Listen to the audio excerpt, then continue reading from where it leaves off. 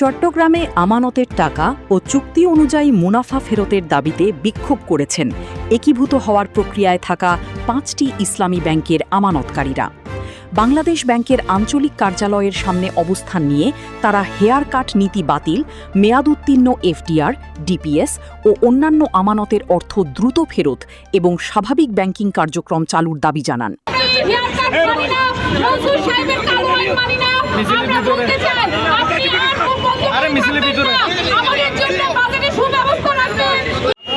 দীর্ঘদিন ধরে আমরা আন্দোলন করে আসতেছি। আমরা এখন পর্যন্ত আমাদের আমানতের কোনো টাকা তো পাচ্ছি না।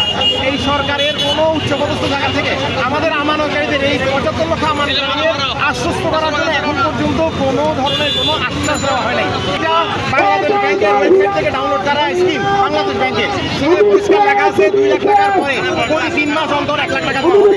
এখন আমাদের 6 মাস পার হয়ে গেছে, আমাদের 1 টাকাও পাই নাই।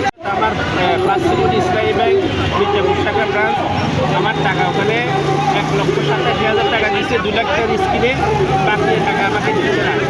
এবং এই লেনদেন, কোনো ধরনের লেনদেন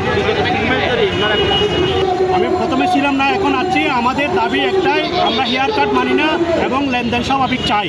আমরা এই বাজেট পর্যন্ত অপেক্ষা করছিলাম, বাজেটও আমাদের কোনো সুনির্দিষ্ট আমরা এই পজিটিভ কিছু পাই নাই, তাই আমরা আজকে বিক্ষোভ মিছিল।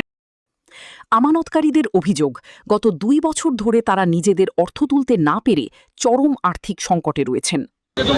কোনো ঘটনা ঘটলে তারা খুব শান্তিপূর্ণভাবে আসছে, আপনারা দেখতেছেন, এবং শান্তিপূর্ণভাবে তারা চলে যাচ্ছে। তাদের যে দাবি দেওয়া ছিল সবগুলো প্রতিনিধির কাছে বলছে, এবং তারা বলছে যে আলোচনার মাধ্যমে এগুলো শেষ করবে।